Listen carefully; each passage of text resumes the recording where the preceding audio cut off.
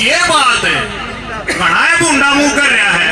मैं बोला अरे के बताऊं, सारा दिन हो लिया सरमद दर्द हो रहा है।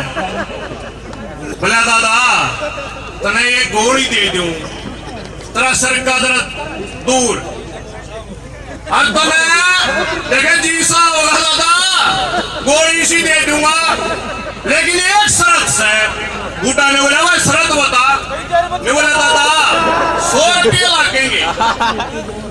बोला भाई तेरे 100 रुपये पक्के, 100 रुपये पक्के। वो छोरी चोद का ऊत था बालक, वह 100 mg की लाल गोली दूसरी पकड़ा गया।